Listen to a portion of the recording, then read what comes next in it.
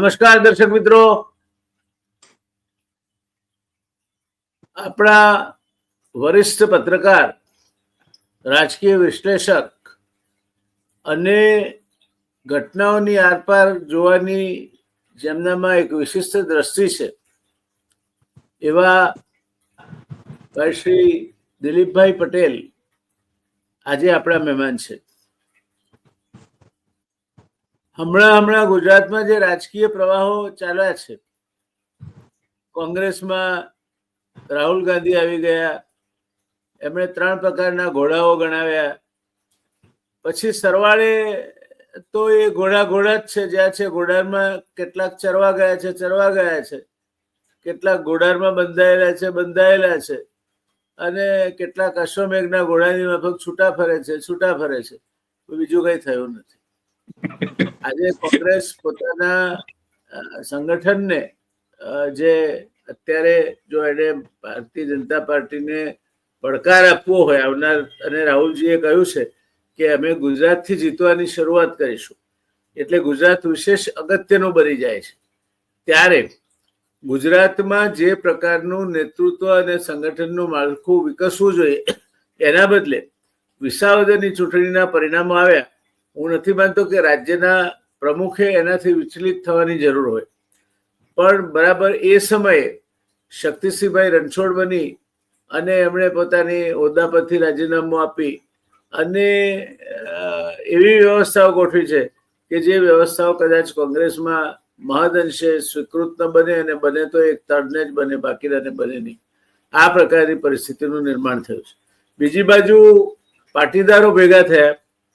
એમના ભેગા થઈને ચર્ચા કરવાના મુદ્દા 3 હતા. એ તો સાવ વેજીટેરિયન મુદ્દા જેને કહેવાય, કે બિનહાનિકારક અને લોકોપયોગી મુદ્દા કહેવાય. પણ રાજકારણની દ્રષ્ટિએમાં કેટલો દમ, એ આપણે દિલીપભાઈ પાસેથી જાણીશું.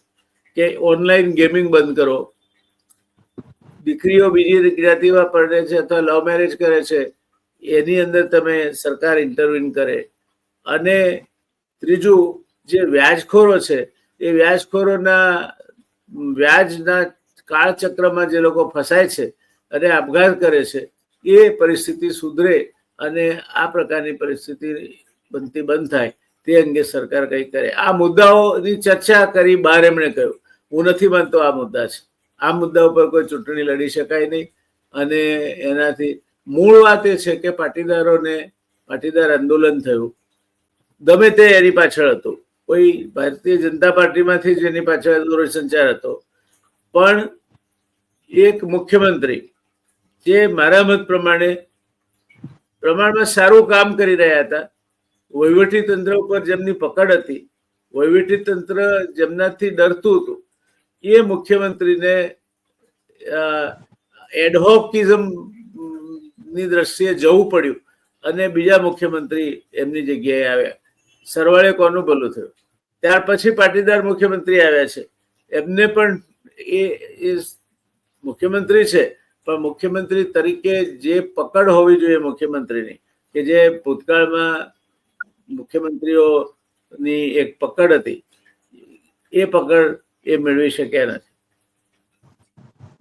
કરુણતા તો એ છે કે બાબુભાઈ જસભાઈ, ચિમનભાઈ પટેલ, કેશુભાઈ પટેલ, આનંદીબેન પટેલ અને હવે ભૂપેન્દ્રભાઈ, આ બધા પાટીદાર મુખ્યમંત્રીઓ આટલા વર્ષના ગાળામાં આવ્યા ખરા. ગુજરાતમાં સૌથી વધારે જો કોઈ એક કોમના મુખ્યમંત્રીઓ આવ્યા હોય તો પાટીદાર મુખ્યમંત્રીઓ આવ્યા છે, પણ એકે પોતાની ટર્મ પૂરી કરી શક્યા નથી.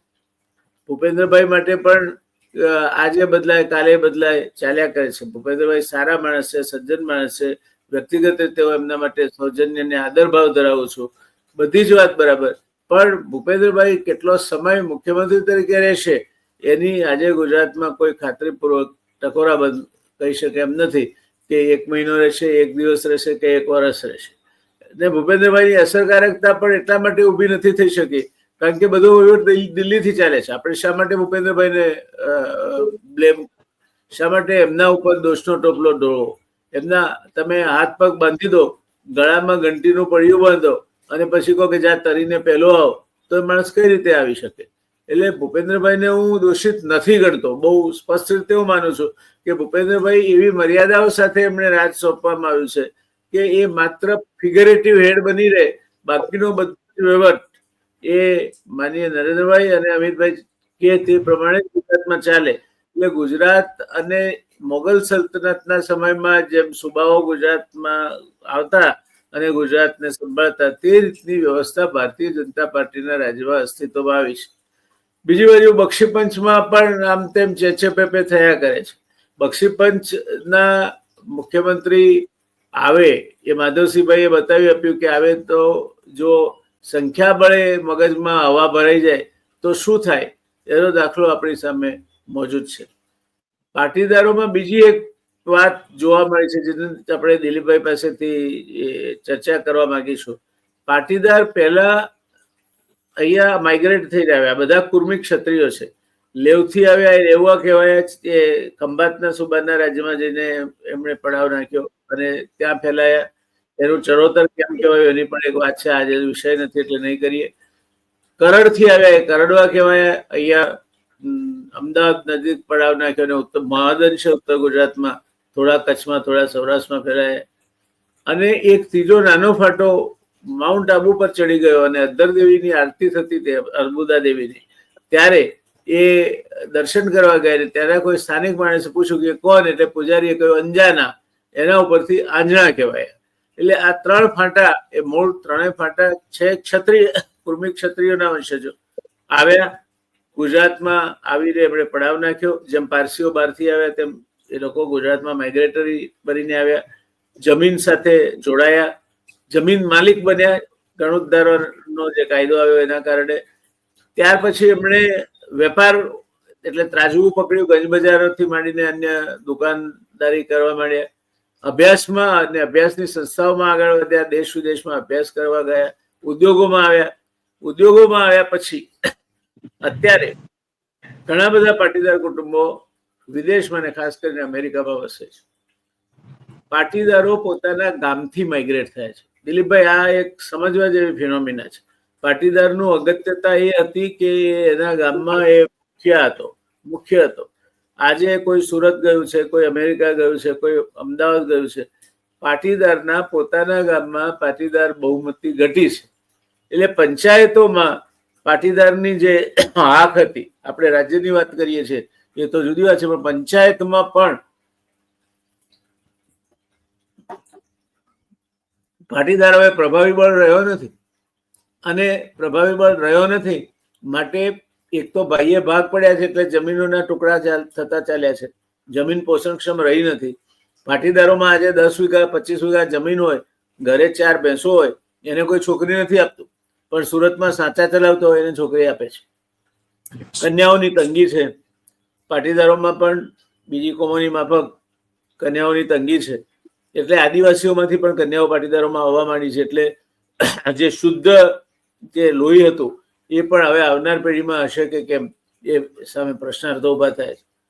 આ પરિસ્થિતિમાં પાટીદાર એ કઈ દિશામાં જઈ રહ્યો છે? કારણ કે ગુજરાતમાં પાટીદાર એ બહુમત કોમ છે, જમીન સાથે જોડાયેલ કોમ છે, પ્રમાણમાં સમૃદ્ધ કોમ છે, ઉદાર કોમ છે, સખાવતો કરનાર કોમ છે, સમાજમાં સૌને સાથે લઈને ચાલનાર, અને જે ગામમાં પાટીદારો છે તે ગામમાં બીજા લોકો પણ પ્રોસ્પર થાય તે પ્રકારની સલામતી મળે એ પ્રકારની કોમ છે. એ કોમમાં આજે અનેક પ્રકારના દૂષણો પેઠા છે. અને હવે રાજકારણની વાત કરીએ આપણે તો એનો આ ઇતિહાસ છે. તો શું લાગે છે દિલીપભાઈ, આ પાટીદાર ભેગા થયા અને એમાં પણ જે વિસાવદરમાં થયું, એમાં પણ ખોડલધામ અને ઉમિયાધામ, ખોડલધામ અને ભાઈ જયેશ રાદડિયા એવા જે ભાગલા પડ્યા, પેલી બાજુ કરણી સેના રૂપાળાના ચૂંટણી વખતે જે ક્ષત્રિય પાટીદારનો સંઘર્ષ થયો, આ બધા વચ્ચે આજે પાટીદાર ક્યાં ઉભો છે? મારો તમને સીધો પ્રશ્ન છે. આપ આખી પ્રક્રિયાના ઊંડા અભ્યાસી છો, આપે એ પ્રક્રિયાની સાથે સાથે પત્રકારત્વ આપનું ખેડ્યું છે. તો આજે મારો સીધો પ્રશ્ન છે કે આજે ગુજરાતનો પાટીદાર ક્યાં ઉભો છે? કેમ એને ભેગા થવું પડે? 47 ધારાસભ્યો હોય, કેમ એ ધારાસભામાં પ્રભાવી નથી બની શકતો? શા માટે એને નરેન્દ્રભાઈ મોદી કે અમિત શાહની શરણાગતિ સ્વીકારવી પડે છે? શું એવું છે પાટીદારમાં કે પાટીદાર આજે બાપડો બિચારો બન્યો છે અને એને સંગઠિત થઈને પોતાનો હક માંગવો પડે છે? શું માનવું છે આપને? જયંતભાઈ, એક તો તમે જે વાત કરી, ઇકો નથી આવતો ને? અવાજ મારો બરાબર સંભળાય છે? બિલકુલ ક્લિયર છે, બિલકુલ ક્લિયર. હા, તો આમાં જે તમે એક તો માઇગ્રેશનની વાત કરી કે પાટીદારનો જે ઇતિહાસ તમે જુઓ, તમને પેલી સ્પષ્ટતા કરી દઉં કે આ જે આપણે ચર્ચા કરીએ છીએ એ આમ તો હું પોતે નથી ઈચ્છતો કે કોઈ જ્ઞાતિ આધારિત, કોઈ પણ જ્ઞાતિ હોય, એ પાટીદાર હોય કે ક્ષત્રિય હોય કે બ્રાહ્મણ હોય કે કોઈ પણ હોય, તો એ જ્ઞાતિ આધારિત, જ્ઞાતિ આધારિત રાજકારણ પણ ન હોવું જોઈએ અને જ્ઞાતિ આધારિત આ પ્રકારના સંકુચિત વાળા પણ ન હોવું જોઈએ. હું એવું સ્પષ્ટપણે માનું છું. પરંતુ અત્યારનું જે રાજકારણ થઈ ગયું છે જયંતભાઈ, અને એ રાજકારણનો ભોગ અને જ્ઞાતિઓ બની રહી છે અને એ જ્ઞાતિઓનો ઉપયોગ કરીને રાજકારણ ચાલી રહ્યું છે. તો આ જે આખું સમીકરણો, રાજકીય અને સામાજિક સમીકરણો ઉભા થયા છે, એટલા માટે આપણે ચર્ચા કરવી જરૂરી પડે. કારણ કે એના અત્યારના તમામ રાજકીય પક્ષો જે છે એ રસ્તે ચાલી રહ્યા છે. તો પહેલી વાત તો એ, તમે જે માઇગ્રેશનની વાત કરી, તો એ વાત તમારી સાચી છે કે છેલ્લા આપણે જાણીએ છીએ કે લગભગ 1400 વર્ષથી માઇગ્રેટ થતા પાટીદારો છે. 1400 વર્ષથી અલગ અલગ જગ્યાએથી, અફઘાનિસ્તાન, પાકિસ્તાન, પેલાનો જે પાકિસ્તાન છે, સિંધ પ્રદેશ, સિંધ, પંજાબ અને પછી ઊંઝા અને ત્યાંથી અલગ અલગ જગ્યાએ ગયા. તો આ સતત આપણે જોઈએ છીએ કે કોઈ પણ એક ગામમાં પાટીદારનું જે કુટુંબ હશે એ 100 થી 150 વર્ષ જૂનું હશે, એનો વંશવેલો એક ગામમાં હશે, એનાથી લાંબો નહીં હોય. એટલે કે એમના કલ્ચરમાં છે કે સતત બદલાવતું રહેવું અને સતત પોતાના વિસ્તારો બદલાવતા રહેવા. તો આ એક એમાં લોહીમાં એક ગુણ છે. તો એના કારણે આ જે હિજરત થાય છે, હું આ કારણ એક માનું છું. બીજું કારણ એ છે કે તમે જે વાત કરી કે શા માટે હોશિયાળા રહેવું પડે છે અત્યારના રાજકારણમાં, અને હમણાં જે મિટિંગો મળી, તો એ શું છે? તો એમાં મારી દ્રષ્ટિએ જે આ વાત છે કે અત્યારે પાટીદારોનું વાસ્તવમાં જે તમે ચિત્ર રજૂ કર્યું કે ગ્રામ્ય વિસ્તારોમાં જે છે પાટીદારોને મતદારોની સંખ્યા ઘટી ગઈ છે, શહેરોમાં વધી ગઈ છે. તો આ જે ઇનબેલેન્સ થયું છે એમાં જે પેલા ગ્રામ્ય વિસ્તારોમાં જે પ્રભુત્વ હતું પાટીદારોનું, એ ઘણા મોટા પ્રમાણમાં ઘટી ગયું છે. બીજું કે જે શહેરમાં આવ્યા છે, તો શહેરમાં કોઈ જ્ઞાતિવાદ એટલો પ્રબળ નથી જેટલો ગ્રામ્ય વિસ્તારોમાં છે. અને એના કારણે પણ પાટીદારોને એવું લાગી રહ્યું છે કે ભાઈ એમના શહેરી વિસ્તારોમાં એનું કઈ પ્રભુત્વ રહ્યું નથી, જે બીજી જ્ઞાતિઓ છે, બીજા છે, એનું પ્રભુત્વ છે. તો આ બધું એક રાજકીય કારણ આપણે કહી શકીએ. અને હમણાં જે મિટિંગ મળી, તો એ મિટિંગ તો હું તો પોતે એવું માનું છું કે ભાજપ પ્રેરિત જ હતી. એમાં કોઈ સવાલ નથી. કારણ કે એમાં જે ભાગ લેનારાઓ હતા એ મોટા ભાગના ભારતીય જનતા પાર્ટીના સભ્યો હતા અને કેટલાક તો હોદ્દેદારો પણ હતા. તો આ જે બેઠક મળી, એ બેઠક મને તો સંપૂર્ણપણે રાજકીય લાગે છે. એક મુદ્દાને બાદ કરતા એમણે જે લગ્ન એટલે સામાજિક જો મુદ્દો એ આગળ કરે તો બહુ સારી વાત છે. પરંતુ જે એમણે વ્યાજખોરીની વાત કરીને, એ વાત એકદમ પરફેક્ટ વાત છે. આજે મોરબીમાં એમાંના જે કેટલાક મેમ્બર હતા, એમને મોરબીમાં આંદોલન ચાલુ કર્યું અને મોરબીમાં એને 107 કેસ એવા શોધી કાઢ્યા કે જેની પાસેથી વ્યાજનું એટલું બધું વ્યાજ એટલું બધું લેવામાં આવતું હતું કે 4-5 ગણી રકમ એમની પાસેથી વસૂલ કરવામાં આવતી. અને એ બધાની સામે આંદોલન કરીને ત્યાં સફળતા મેળવી છે. તો આ જે બે મુદ્દા છે એ બરાબર છે કે એ એક સામાજિક રીતે બધે, હા, પણ જે એનો જે મોટિવ હતો, મને સ્પષ્ટપણે એવું લાગી રહ્યું છે કે રાજકારણ છે અને રાજકારણ ભાજપ પ્રેરિત છે. આની પહેલા પણ આપણે જોયું છે, ઘણી વખત જોયું છે કે આ જ પ્રકારનું રાજકારણ ખેલાતું રહ્યું છે. એના જે બે મહત્વના કેન્દ્રો જે કહી શકાય, ધાર્મિક કેન્દ્રો, એક તો ઊંઝા, બીજું સિદ્ધસર અને કાગવડ. તો આ ત્રણ મહત્વના કહી શકાય એવા પાટીદારોના ધાર્મિક સ્થાનો છે. તો એ ધાર્મિક સ્થાનોમાં પણ આપણે જોઈએ છીએ કે ત્રણેમાં ભારતીય જનતા પાર્ટી સાથે જોડાયેલા હોય એવા અથવા ભારતીય જનતા પાર્ટીના હોદ્દેદાર હોય એવા એના ચેરમેન છે, એના ડિરેક્ટર છે, એના ટ્રસ્ટી છે, બધા જે છે.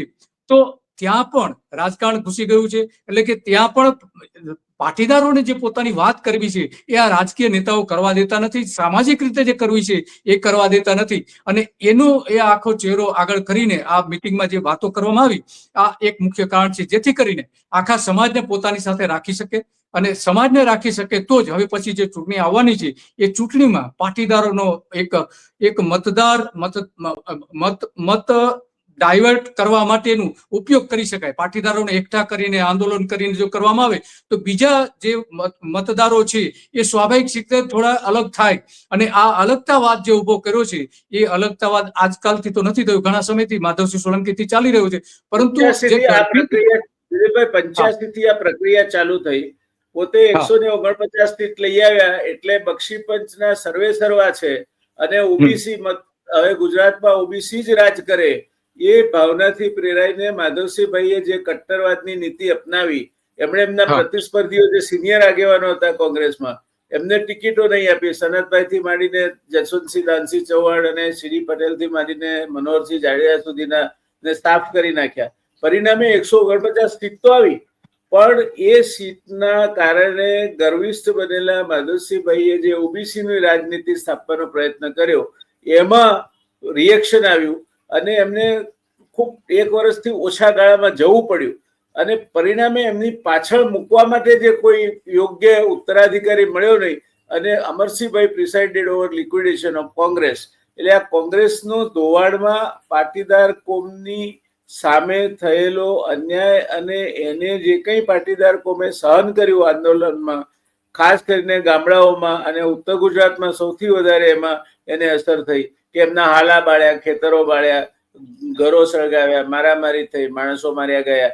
એના કારણે પાટીદાર જે 2 બળદની જોડીને કોઈ ના શકે તોડી પછી ગાય વાછરડું, એ કોંગ્રેસનો એક કમિટેડ વોટર વર્ગ હતો. એ સાગમટે કોંગ્રેસથી દૂર ગયો અને એક આ રાજકીય ધ્રુવીકરણની પ્રક્રિયાના ભાગરૂપે ભારતીય જનતા પાર્ટીનો ઉદય થયો. હવે ભારતીય જનતા પાર્ટી એને કેને પ્રકારે એના ઉપર હાવી થવા માંગે છે. આજે જુઓ, પાટીદારની વાત કરીએ આપણે તો ભારતીય જનતા પાર્ટીમાં પણ પાટીદારનું કોઈ વર્ચસ્વ રહ્યું નથી. પ્રદેશ પ્રમુખ જુઓ કે તમે મુખ્યમંત્રી એમ કહો કે ભાઈ આપણે ભૂપેન્દ્રભાઈને બેસાડ્યા, ભૂપેન્દ્રભાઈ ખૂબ જ સજ્જન માણસ છે, પણ ભૂપેન્દ્રભાઈને છૂટો હાથ આપ્યો છે ના. પાપ કરે તો તારા, એટલે વાલિયા લૂંટારા જેવું છે, લૂંટ કરે અને એમાં બધા અમે ખાઈએ પણ પાપમાં અમારો કોઈનો ભાગ નહીં. એટલે ભૂપેન્દ્રભાઈની સ્થિતિ તો એવી બિચારાની સુડી વચ્ચે સોપારી જેવી થઈ છે કે આપણને એક સજ્જન માણસ આ રીતે રેસાઈ જતો હોય એવું લાગે છે. ભૂપેન્દ્રભાઈ માટે હું ફરી કહું છું કે હું ખૂબ ઊંડી લાગણી અને સૌજન્ય ધરાવું છું અને હું એવું માનું છું કે ભૂપેન્દ્રભાઈને હાથો બનાવીને પાટીદાર આગેવાન તરીકે મૂકવામાં આવે છે. કેમ કોઈ બળુગા પાટીદાર આનંદીબેન હતા, આનંદીબેન પોતાની રીતે રાજ્ય ચલાવતા હતા અને એમની સારી એવી પકડ હતી વહીવટી તંત્ર ઉપર. તે આનંદીબેનને કાઢવા કેમ પડ્યા? કારણ કે આનંદીબેન એમનું કયું નહોતા કરતા.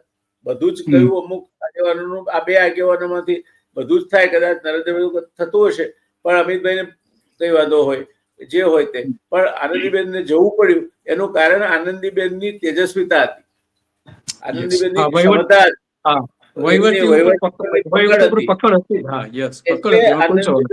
એટલે આનંદીબેન નો ભોગ લેવાયો અને ભૂપેન્દ્રભાઈને બિચારાને પાળીઓ બનાવીને બેસાડ્યા છે. એટલે પાટીદાર આજે સાગમટે ભારતીય જનતા પાર્ટીમાં ગયો ખરો, પણ ભારતીય જનતા પાર્ટીમાં એ પોતાનો દમ નથી બતાવી શક્યો. બીજી બાજુ કોંગ્રેસનું નામ આ લોકો હજુ પણ એમ દે છે કે હજુ તમારે 85 જોવું છે. એટલે પાટીદારો પાછા પચકા પોટલા લઈ અને પાછા ભાજપના શરણે બુદ્ધમ શરણમ ગચ્છામી, ધમ્મમ શરણમ ગચ્છામી, સંગમ શરણમ ગચ્છામી થઈ જાય. એના કારણે ગુજરાતનું જે આખું રાજકારણ છે એ રાજકારણ આજે એવી સ્થિતિમાં આવી પડ્યું છે કે એક બળુકો વર્ગ છે, સમાજનો સમૃદ્ધ વર્ગ છે, જેને ગુજરાતને સમૃદ્ધિ અપાવવામાં પણ સારો એવો ફાળો આપ્યો છે. એ વર્ગને આજે ઇગ્નોર કરવામાં આવે છે. એ વર્ગ હાસ્યામાં ધકેલાઈ ગયો છે. રાજકીય રીતે એનો ઉપયોગ જ થયો છે. હું બહુ સ્પષ્ટ શબ્દોમાં કહું છું, પાટીદારનો રાજકીય રીતે ભારતીય જનતા પાર્ટીએ ઉપયોગ કર્યો છે. પાટીદારને ભારતીય જનતા પાર્ટીએ કશું વરસી ગઈ નથી. પાટીદારે જે કાંઈ મેળવ્યું એ પોતાના જે ખમતીધર નેતાઓ હતા, આજે પાટીદારને 8 કિલોમીટરનો કાયદો કોણે દૂર કરી આપ્યો? કેશુભાઈએ દૂર કરી આપ્યો. એ પછી પાટીદારને આવું કોઈ બેનિફિટ મળ્યો નથી. તો પાટીદારને જે લાભો થયા છે એ તો એમણે જે ખમતીધર નેતાઓ પેદા કર્યા હતા એમના કારણે થયા છે. ચીમનભાઈ દાખલા તરીકે, ચીમનભાઈ કમનસીબે એવા સમય આવ્યા કે બંને વખતે એને સામાપુરે તરવાનું આવ્યું. બાકી ચીમનભાઈ એને ગુજરાતના, હું એવું માનું છું કે ગુજરાતના સક્ષમમાં સક્ષમ મુખ્યમંત્રીઓમાં જો પહેલા 2 નામ ગણવા હોય તો ચીમનભાઈને મૂકીને એ નામ હોઈ શકે નહીં. એટલે એ પરિસ્થિતિમાં એમના જે સારા માણસો હતા, કેશુભાઈ રાજ ના કરી શક્યા, ચીમનભાઈને મજબૂરીથી રાજ કરવું પડ્યું, કારણ કે કોંગ્રેસમાં ભળવું પડ્યું અસ્તિત્વ ટકાવી રાખવા માટે. પહેલી વાર નવનિર્માણનું આંદોલન કરીને એમને જવું પડ્યું. એટલે આ પરિસ્થિતિમાં પાટીદારોનો ઉપયોગ કરવામાં આવ્યો છે. પાટીદારે પોતે રાજનીતિનો ઉપયોગ નથી કર્યો એવું હું માનું છું. શું કહેવું છે આપનું? વાત તો તમારી સાચી છે કે અગાઉના જે તમે 2 પાટીદાર મુખ્યમંત્રીને જે વાત કરી, તો આનો પણ આજે ભૂપેન્દ્ર પટેલની પણ મને તો એવું દેખાઈ રહ્યું છે કે એ જે ચૂંટણી આવશે એના થોડા સમય પહેલા એને બદલી નાખશે. કારણ કે નરેન્દ્ર મોદીની એક સ્ટાઇલ છે કે જે લાંબો સમય સુધી સત્તા પર હોય એના વિરુદ્ધનું વાતાવરણ હોય તો એના માટે શું કરવું? એને બદલી નાખો, એને બીજું કોઈ ટિકિટ ના આપો, બાજુ પર મૂકી દો, જે જીતી જ શકે હોય એમને ટિકિટ આપો. તો આ જે એક રાજનીતિ રહી છે નરેન્દ્ર મોદીની, એનો ભોગ ભૂપેન્દ્ર પટેલ બનવાના છે, એમાં તો કોઈ સવાલ નથી. અગાઉ બનેલી ઘટનાઓના આધારે આપણે અત્યારે પણ અનુમાન મૂકી શકીએ છીએ અને વાતાવરણ પણ અત્યારે એવું છે. અત્યારે આપણે જાણીએ છીએ કે જે કૌભાંડો જે વિજય રૂપાણીની સરકાર વખતે જે કૌભાંડો થયા હતા એને બદલવામાં આવ્યા હતા, એ જ પ્રકારના કૌભાંડો અત્યારે ભૂપેન્દ્ર પટેલની સરકારમાં જોવા મળી રહ્યા છે. અને એ સીધા ભૂપેન્દ્ર પટેલ સાથે જોડાયેલું એક પણ કૌભાંડ નથી જે વિજય રૂપાણીની સાથે જોડાયેલા હતા એવું. તો એના માટે એક બેનિફિટ છે. પરંતુ સરકાર બદનામ થઈ રહી છે. 2,500 કરોડ રૂપિયાનું મનરેગા કૌભાંડ જો માત્ર આદિવાસી વિસ્તારોમાં થતું હોય, એવા આરોપો થતા હોય, તો બીજા ઘણા બધા કૌભાંડ બહાર આવ્યા છે. તો આ પરિસ્થિતિ લાવીને મૂકી દેવામાં આવશે અને એના ભાગરૂપે બની શકે કે અત્યારથી પાટીદારોને તૈયાર કરવા માટે, પાટીદારોનું એક જૂથ તૈયાર કરવા માટે જે રીતે હાર્દિક પટેલનો ઉપયોગ કરવામાં આવ્યો હતો, એ જ રીતે અત્યારનું જે જૂથ મળેલું હતું એ જૂથનો પણ ઉપયોગ કરી શકે છે. મને તો એ લાગી રહ્યું છે કે એ જ રસ્તા ઉપર અત્યારે ચાલી રહ્યું છે. જે અમિત શાહે ઉપયોગ કર્યો હતો, નરેન્દ્ર મોદીએ ઉપયોગ કર્યો હતો, અને અત્યારે કદાચ એની ગાઈડલાઈન થી આ થતું હોય તો કોણ એને ઇનકાર કરી શકે એમ છે. કારણ કે જે વાત છે, મૂળ વાત તો એ જ છે કે જ્યારે ચૂંટણી આવે છે ત્યારે પાટીદારોનું એના 1 વર્ષ, 1.5 વર્ષ કે 2 વર્ષ પહેલા આ જ પ્રકારના મુદ્દાઓ ઉભા કરવામાં આવે છે. એ પછી કાગવડ હોય, ઊંઝા હોય, સિત્સર હોય, કે પછી આ ભાજપનું આ એક જૂથ છે એ હોય. તો આવા જૂથ અલગ અલગ પ્રકારના ઘણા બધા જૂથ છે કે જેને આ રીતે દરેક ચૂંટણીમાં આગળ કરવામાં આવે છે. અને એનો ફાયદો લેવા માટે, રાજકીય ફાયદો, અને ભાજપે, તમે સાચી વાત કરી કે ભારતીય જનતા પાર્ટીએ જે અત્યારે સવર્ણો છે એનો ઉપયોગ માત્ર ને માત્ર પોતાના ઉપયોગ માટે જ કર્યો છે, અને નહીં કે એના માટે એને ઉપયોગ કંઈક કામ કર્યું હોય એવું. દરેક સમાજમાં અત્યારે જોઈએ છે કે ભારતીય જનતા પાર્ટીના કોઈક ને કોઈક નેતા, કોઈક ને કોઈક હોદ્દેદાર એમાં હોય જ છે. તો આ એ જ રીતે આમાં પણ પાટીદારોના ચોકાઓ જે છે એમાં પણ ભારતીય જનતા પાર્ટીએ પોતાના હોદ્દેદારો, પોતાના કાર્યકરોને મૂકી દીધા છે. અને એના ભાગરૂપે આજે જે નારાજગી જોવા મળે છે કે યુવાનોમાં ખાસ કરીને કે ભાઈ એમને જે સરકાર પાસે અપેક્ષાઓ હતી એ અપેક્ષાઓ પરિપૂર્ણ થઈ શકતી નથી. એના મારી દ્રષ્ટિએ 2 મહત્વના કારણો છે.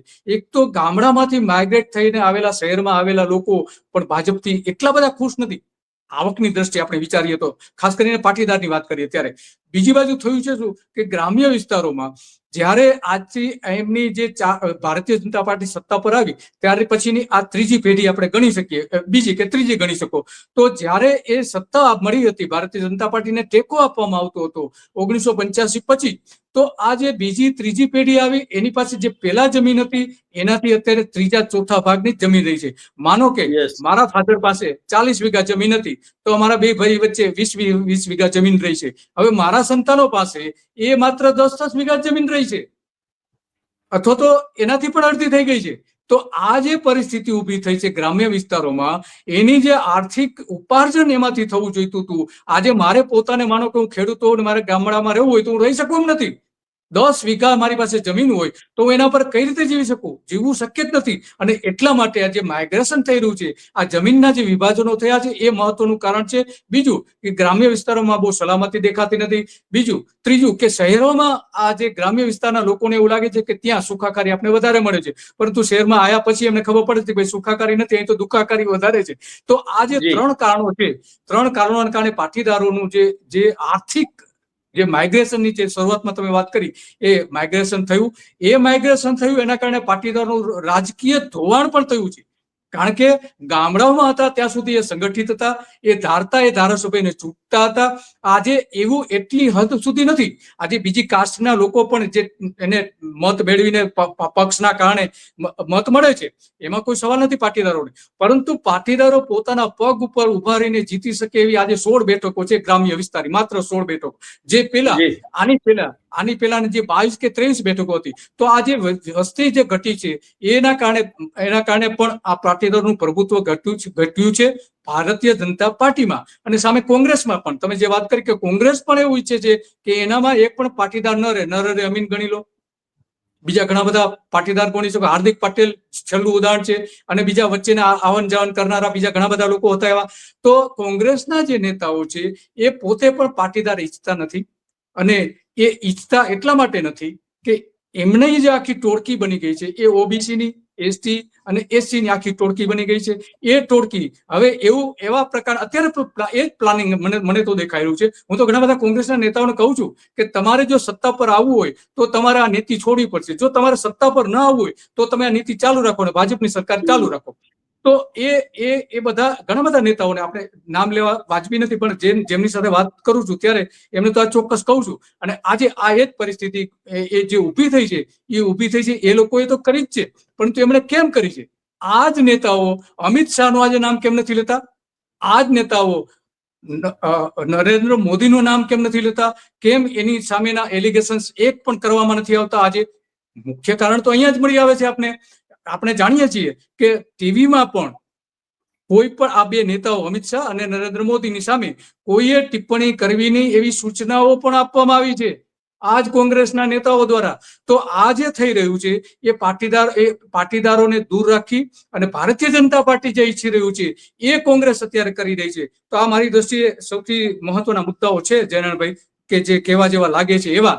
પરંતુ આજે મીટિંગ મળી હતી એમાં જે કેટલાક નેતાઓ હતા, અલગ અલગ પક્ષના હતા, પરંતુ એનું પ્રભુત્વ કોનું હતું? એ ભારતીય જનતા પાર્ટીનું હતું. અને ભારતીય જનતા પાર્ટી પ્રેરિત જ આ મીટિંગ હોય એવું મને લાગી રહ્યું છે. ઘણા બધા નેતાઓ સાથે પણ વાત કરી.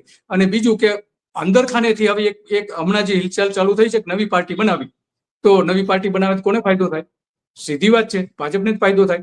તો આ બધી બાબતો જે છે એ અત્યારના પ્રવાહમાં દેખાઈ રહી છે નારાયણભાઈ.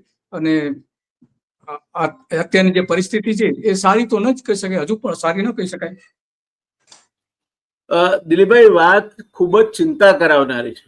એટલા માટે કે હું પાટીદારની બીજું પાસું પણ જોઉં છું, અને એ છે ખેડૂત. આજે PL 480 ના ઘઉં ભીખ માગીને આપણે લઈને ખાતા હતા.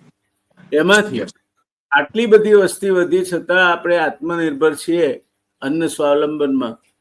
તેનું કારણ ખેડૂત છે.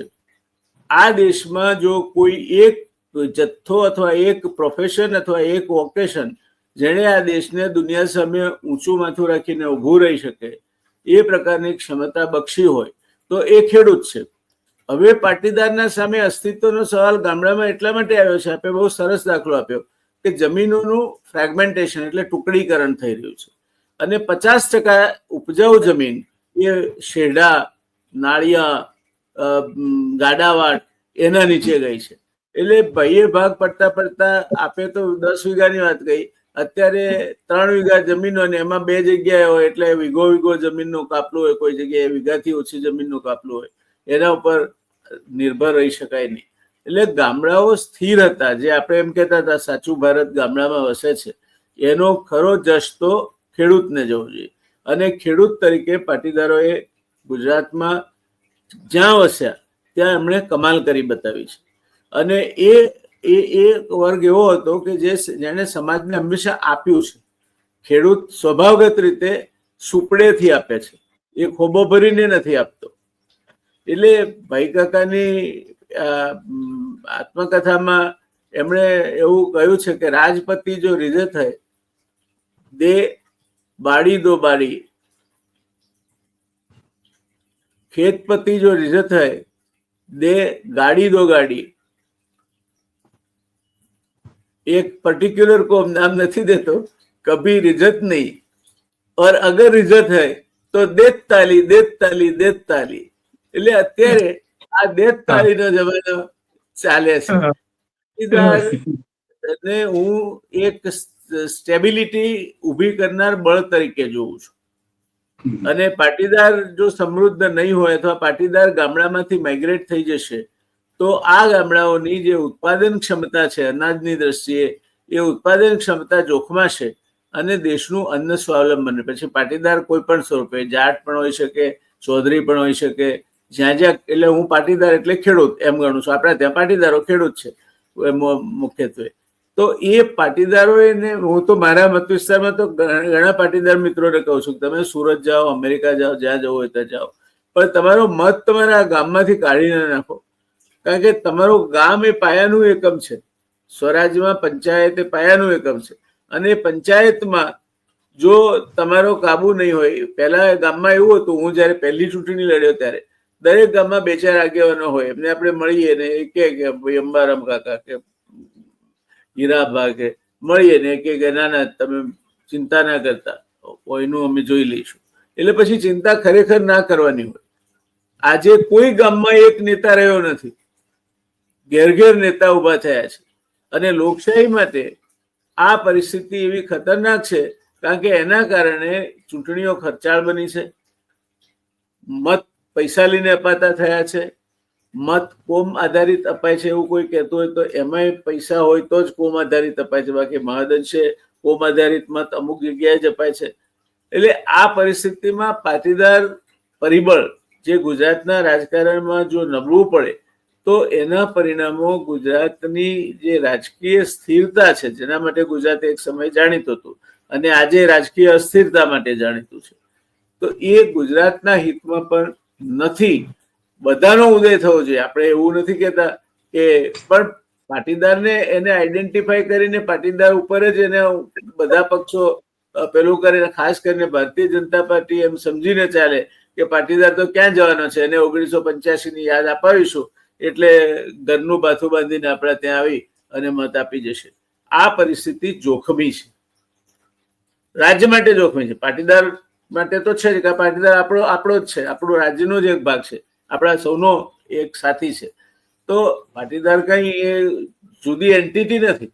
તો રાજ્યની જે સ્થિરતા, રાજ્યની જે વહીવટી ક્ષમતા, આજે એક જમાનામાં નેતાઓ હતા, એક વખતે અમરેલીમાં કઈ વાંધો પડેલો, દકુ પટેલ એને 7 ઉમેદવારો વિધાનસભાના પોતે અપક્ષ ઉભા રાખીને 7ને ચૂંટાવી લાવેલા, આ પાટીદાર હતો।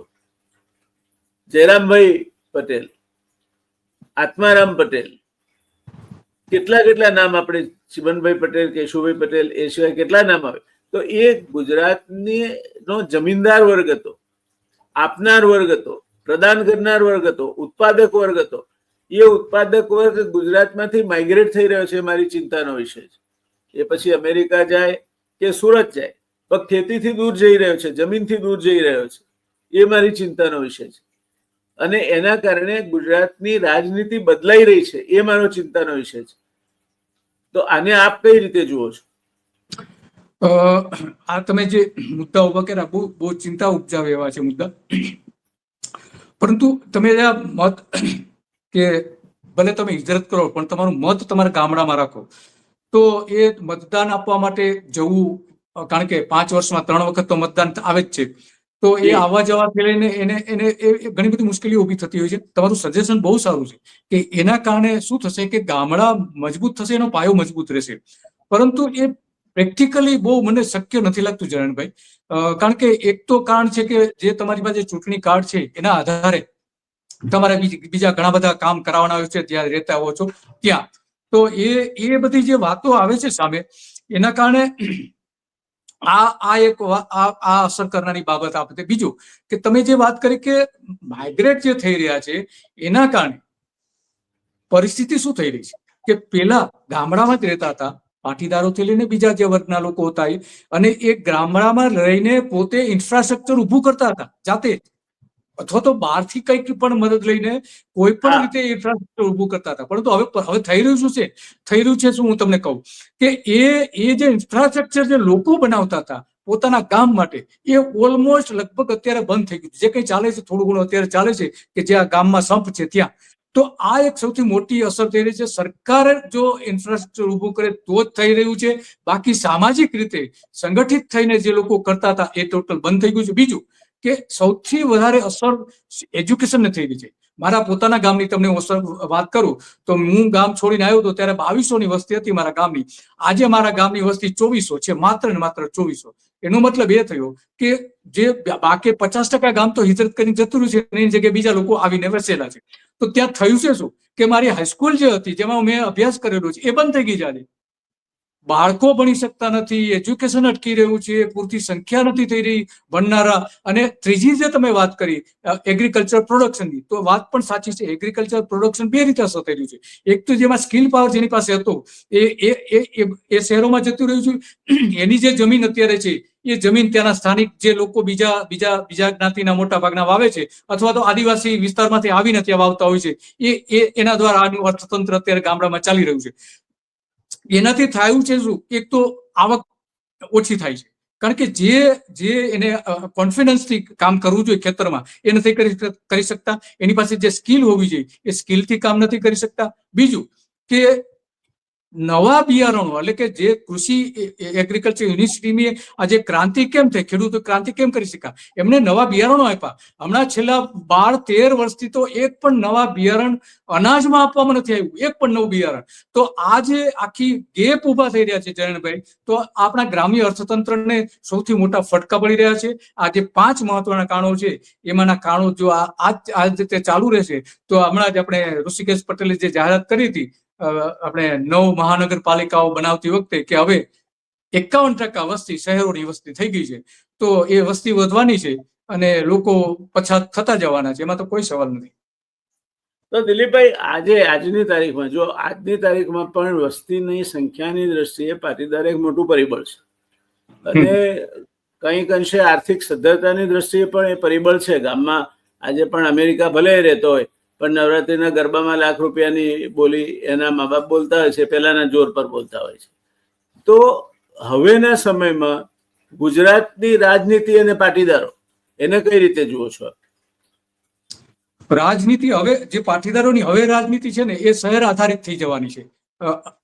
એક બે વિધાનસભાની ચૂંટણી પછી સંપૂર્ણપણે શહેર આધારિત થઈ જશે.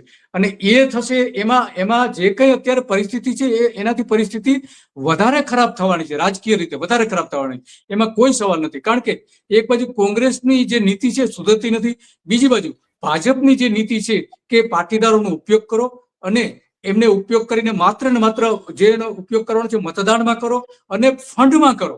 આ બાબત જોવા મળી રહી છે કે અત્યારે ભારતીય જનતા પાર્ટીમાં સૌથી વધારે ફંડ આપનારા વ્યક્તિગત કોણ છે? તો મોટાભાગના પાટીદારો જોવા મળશે. કોંગ્રેસમાં આજે ફંડ એક પણ જે મજબૂત કહી શકાય એવા ઉદ્યોગપતિઓનું ફંડ આવતું નથી. પાટીદારોએ ફંડ આપવાનું બિલકુલ બંધ કરી દીધું છે. સિદ્ધાર્થ પટેલને આપણે પૂછી શકીએ છીએ. પરંતુ આ જે પરિસ્થિતિ ઊભી થઈ રહી છે એના કારણે લોકો જે પાટીદાર, ખાસ કરીને પાટીદાર વર્ગ છે એ આર્થિક રીતે મજબૂત થશે પોતાની મહેનતના આધારે અને સરકારી લાભો લઈને પણ, તો પણ એની જે રાજકીય પ્રભુત્વ વધવું જોઈએ હવે પછીના ઇલેક્શનોમાં, એમાં ઘટાડો થશે, એમાં બે મત નથી. અને એ જે થશે એ મારી દ્રષ્ટિએ એ કદાચ પાટીદારો માટે નુકસાનકારક હશે. પરંતુ હું આને એક પોઝિટિવ રીતે એ રીતે જોઈ રહ્યો છું, તમારું એક ઉદાહરણ આપીને હું એ જોઈ શકું છું કે જે લોકો પાસે સ્કિલ છે એમને ચૂંટીને મોકલવા જોઈએ. એ આ જે જ્ઞાતિવાદનું જે આખું વાતાવરણ ઊભું થયું છે એમાં એ જે સ્કિલ છે, એમની પાસે સારું નોલેજ છે, સારું વહીવટ કરી શકે એવું છે, એવા લોકો રાજકારણમાં ચૂંટાતા નથી. એ ચૂંટાતા બંધ થઈ ગયા છે. અને એટલા માટે તમને કહું છું, તમારું ઉદાહરણ આના માટેનું એક સારામાં સારું ઉદાહરણ છે કે જે ખરેખર તમને ચૂંટીને વિધાનસભામાં મોકલવા જોઈએ તો એ જ પ્રજા મોકલતી નથી. કેમ? જ્ઞાતિવાદ. તો આ જ્ઞાતિવાદના કારણે આપણે જે બુદ્ધિજીવી લોકો વિધાનસભામાં જવા જોઈએ, સારામાં સારું નોલેજ ધરાવતા લોકો જવા જોઈએ, એ જઈ શકતા નથી. અને આ શહેરી વિસ્તારોમાં આવ્યા પછી આ સમસ્યા મારી દ્રષ્ટિએ સૌથી વધારે પેલી બનશે કે જે પક્ષને વફાદાર રહેશે, જે નેતાને વફાદાર રહેશે એને જ ચૂંટીને મોકલવા, નહીં કે જે રાજકીય કુનેહ ધરાવતા હોય, સારો વહીવટનો અનુભવ હોય, સારો વહીવટ કરી શકે એમ હોય, એની પાસે સારી સ્કિલ હોય, એવા લોકોને ચૂંટીને મોકલવાનો ટ્રેન્ડ હવે ધીમે ધીમે ઓછો થઈ જશે અને એનો ભોગ પાટીદારો પણ બનશે. તો એનો અર્થ એ થયો, કારણ કે અધિકારીઓ જે આવવાના એ તો ભણેલા ગણેલા કોમ્પિટિટિવ એક્ઝામથી સિલેક્ટ થઈને, ભલે એમાં ક્યાંક થોડી ઘણી લાગવગ ચાલતી હશે, પણ આઈએએસ કે આઈપીએસ કે એમાં પસંદ થઈને આવે છે એટલે ભણેલા ગણેલા છે. આવનાર સમય અદ્યતન ટેકનોલોજી ને જ્ઞાનનો સમય હશે. તેવે સમયે જો રાજકીય નેતાઓ પરાવલંબી થશે તો આવનાર સમયમાં પ્રજા માટે અધિકારી રાજ કરતો હશે, રાજકીય નેતાઓ માત્ર શોભાના ગાંઠિયા બનીને બેસી રહે, તે પ્રકારની પરિસ્થિતિનું નિર્માણ થશે. પછી પાટીદાર હોય કે અન્ય કોઈ કોમ હોય, આપે વાત કરી તેની સાથે સંમત થવા જેવું લાગે છે, પણ એ એટલું સરળતાથી થાય તેવું હું નથી માનતો. કારણ કે ગમે તે પણ છેવટે તો સગાવાલા કોમ્યુનિટી એની અસર એ ચૂંટણી વખતે થતી હોય છે. પૈસા ખૂબ મોટું પરિબળ બની ગયા છે આજે રાજકારણમાં. પહેલા જે ચૂંટણીઓ જે કિંમતે લડાતી હતી એ કિંમતે આજે મારા જેવા માણસ માટે તો ચૂંટણી લડવી અશક્ય જ છે. શક્ય જ નથી કે હું ચૂંટણી લડી શકું. એટલે આ પરિસ્થિતિમાં રાજ્ય એક બાજુ પૈસા આપણે પંચાયતોને વધારે ને વધારે આપતા જઈએ છીએ. તો હવે સરપંચની ચૂંટણીઓ કેમ આટલી રસાકસી ભરી થાય છે? કારણ કે પૈસા સીધા સરપંચના ખાતામાં જમા થાય છે. એટલે જ્યાં સરપંચ સારો આવે તે ગામમાં એ દેખાય છે, પણ 80% ગામોમાં એ પૈસા ચવાઈ જાય છે. એમાંથી 30-40% વધારે પૈસાનો ઉપયોગ થતો નથી. અને એ આ પ્રકારનું રાજકારણ જો ચાલશે તો લોકશાહીનો જે પાયાનો ઉદ્દેશ છે, પ્રજાને સક્ષમ બનાવવાનો અને પ્રજા માટે કામ કરવાનો, એ નહીં થાય સરળતાથી ઉપલબ્ધ એવું લાગે છે. પાટીદારો એક સક્ષમ કોમ છે એ બાબતમાં મારું મંતવ્ય છે. ભણેલ ગણેલ ક્ષેત્રે શિક્ષણ સંસ્થાઓ ગુજરાતમાં કેટલી બધી શૈક્ષણિક સંસ્થાઓ, કડી સર્વવિદ્યાલય એક શરૂઆત હતી, પણ આજે ગુજરાતમાં તમે નિરમા યુનિવર્સિટીથી માંડીને ચાંગા જુઓ કે વિદ્યાનગર જુઓ કે પછી ત્યાં વડોદરા પાસેની બાબરિયા ઇન્સ્ટિટ્યૂટ કે બાકીની જે ઇન્સ્ટિટ્યૂટ છે, ભાગોળિયામાં જે ઇન્સ્ટિટ્યૂટ છે એ જુઓ, બાંડોની ઇન્સ્ટિટ્યૂટ જુઓ, ગાંધીનગર જુઓ, તો પાટીદારોએ શિક્ષણ ક્ષેત્રે પણ બહુ મોટી સંસ્થાઓ સ્થાપી છે. પણ એ સંસ્થાઓમાં મહદઅંશે જે સેન્ટર ઓફ એક્સલન્સ બનવું જોઈએ તે બની શકાતું નથી. એટલે કેટલીક બની શકે છે, બાકીની બધી એ પેલા ઉંદર પકડવાના પાંજરા હોય તે રીતે ચાલે છે. એટલે આ પરિસ્થિતિમાં પાટીદાર એક મોટી કોમ છે અને ગુજરાતમાં હું ગુજરાતનું ભવિષ્ય પાટીદારોના અને ઓબીસીના ભવિષ્ય સાથે એટલા માટે જોડું છું કે આ બે મોટા તળા છે. એ તળા જો સમતોલમાં નહીં હોય, એ તળા જો વ્યવસ્થિત નહીં હોય, એ તળા જો ભણેલ ગણેલ નહીં હોય, એ તળા જો સક્ષમ નહીં હોય, તો ગુજરાતની રાજનીતિ ક્યારેય, ગુજરાત એ પેલી આંકડે મત બેઠું હોય અને ગમે તે લૂંટી જાય તે પ્રકારની પરિસ્થિતિમાંથી પસાર થશે. એટલે પાટીદારો ભેગા થયા તે સારી વાત છે, સમાજ માટે કામ કરે તે સારી વાત છે, પણ એક રૂઢિગત માન્યતા કે 1985માં આવું થયું તો હવે આવું જ થશે એવું માનવાને બદલે બંને બાજુ પોતાનું વર્ચસ્વ ઊભું થાય તે પ્રકારની પરિસ્થિતિનું નિર્માણ થાય તો બંને પક્ષો સુધરશે. અત્યારે ભારતીય જનતા પાર્ટી એમ માનીને ચાલે છે પાટીદારો ક્યાં જવાના છે, કોંગ્રેસે તો મત આપવાના નથી. એમને 85 યાદ દેવડાવીશું. હું એક ભારતીય જનતા પાર્ટીના બહુ સિનિયર આગેવાનની વાત કરું છું જે દિવંગત છે અત્યારે. જ્યારે ભરત સોલંકીને કોંગ્રેસે પ્રમુખ બનાવ્યા ગુજરાતના, ત્યારે એને કહ્યું કે આપણે તો નિરાશ થઈ ગયા, હવે આપણે ખાલી પાટીદારોને 1985ની યાદ જ દેવડાવવાની, એટલે આપણા ઘેર આવીને ઘરના ભાત લઈને આવીને મત આપી જશે. આ સ્થિતિ બદલાવી જોઈએ. પાટીદારોએ આ સમજવાની જરૂર છે. 85ની યાદ ઉપર 85 ને 15 ને 25 40 વર્ષ જીવ્યા તમે, હવે આગળના 40 વર્ષ 85ની યાદ પર ના જીવી શકાય. તમારે પણ બંને પક્ષને એવું લાગવું જોઈએ કે અમે જો એમને અન્યાય કરીશું અથવા એમને ટેકન ફોર ગ્રાન્ટેડ લઈશું તો અમારું કોઈ ભવિષ્ય નથી. એ પાટીદારોના હિતમાં છે, રાજ્યના હિતમાં છે. હું પાટીદાર કોમને અલગ નથી જોતો.